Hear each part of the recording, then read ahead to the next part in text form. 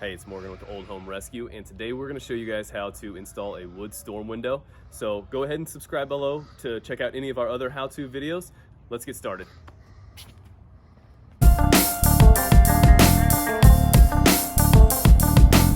Today we're going to be installing a wood storm window. This is how we do it, and there are some other types of hardware if you want to go with that, but these are our standards for our installation. We go with a sash hanger that connects to the casing and the storm window. And for this application, since the double hung windows behind the storm are not going to be operational, they will be installed and kept in place with a turn button. These come in half turn buttons and the full turn buttons. One of the first things you want to do is dry fit the window. If you're building this yourself, then you can do this before glass.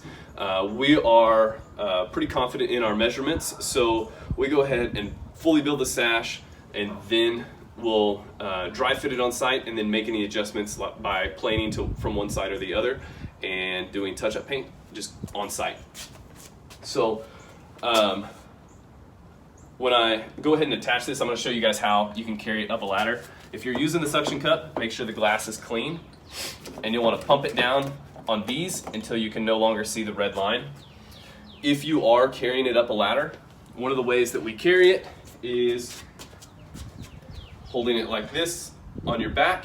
These are really strong suction cups, so you can grab onto the ladder and then slide your hands up the side of the ladder and go ahead and walk up. And so I'm gonna go ahead and dry fit this one. And our goal here is that we have a nice even reveal on both sides, and it has room to move in and out. One other item to show is on the bottom of our storm windows, we do a rubber or a weather stripping, and we take 3/8 off the total height for the storm window, and that allows for that weather stripping to go down there on the bottom. And if the wood starts to swell, it doesn't get the storm window stuck. It also allows for some condensation that may form to go ahead and get out of the storm window. So when installing the storm hangers, we want to come over 4 inches to the outside edge, and doing that allows you to get past the mortise and tenon joints that are right here. If you end up putting the storm window hangers on that joint, it'll split the joint and crack the wood at that joint.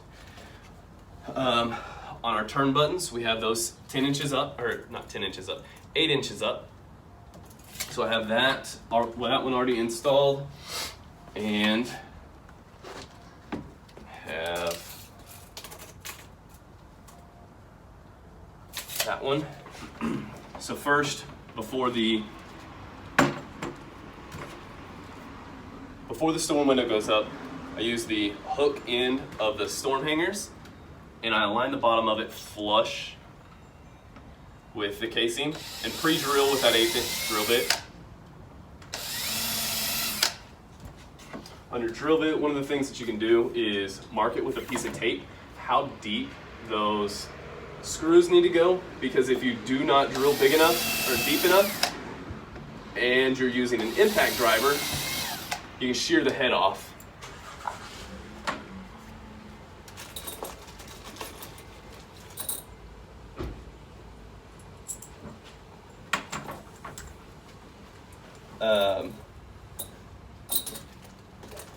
Where'd my other storm hanger go? I showed it to you guys earlier. Right there.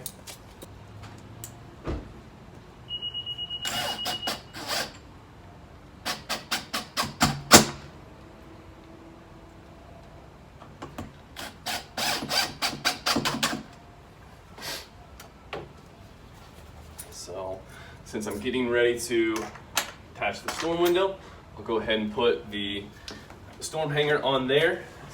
Also, since I have my drills out still, I will make the best use of that and install my turn buttons, because once I install my turn buttons, I can set the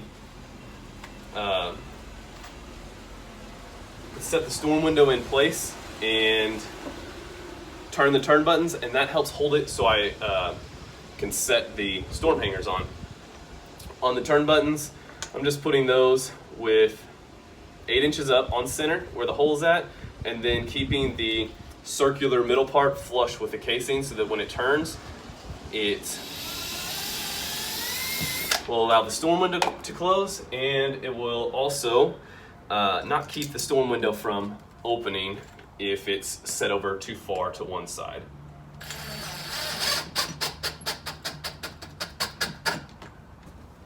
Ready to go in.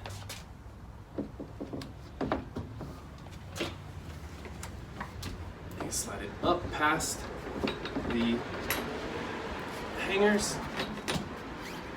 Should have grabbed the suction cup from the beginning.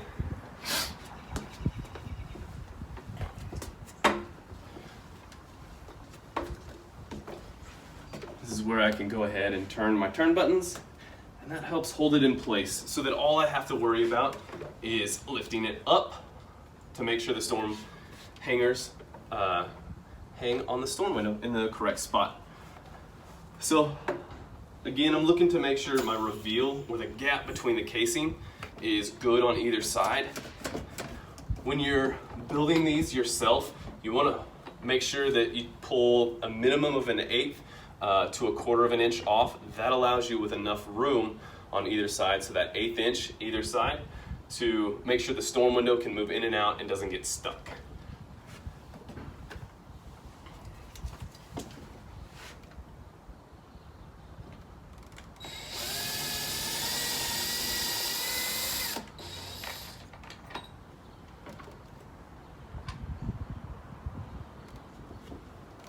So this is where you can use an awl or a pin to mark where your storm windows or your screws are needing to go.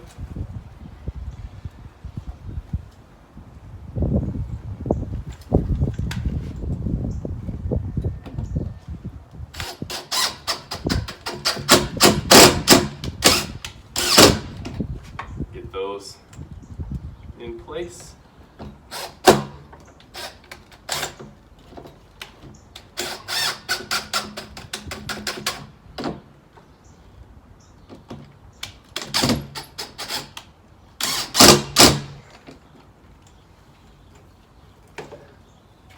And do my second set of holes.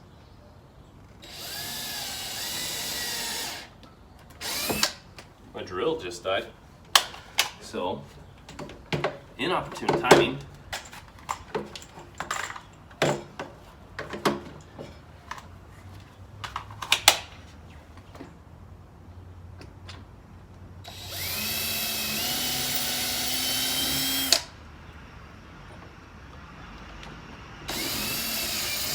So this is another handy spot to have that tape on your 1/8 inch twist bit, so that you don't drill all the way through your storm window. Here in Oklahoma City, we see 3/4 inch casing most of the time, so it's pretty easy to accidentally drill all the way through. So this is a time that it's helpful to have that screw guide so that you can lift up on your suction cup and screw it in at the same time.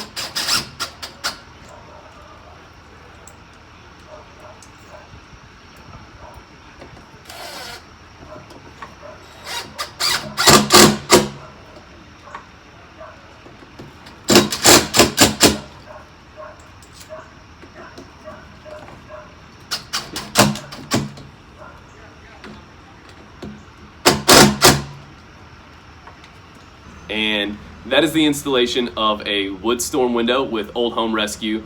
Go ahead and subscribe to our YouTube and watch some of our other how-to videos on old homes. Thanks again.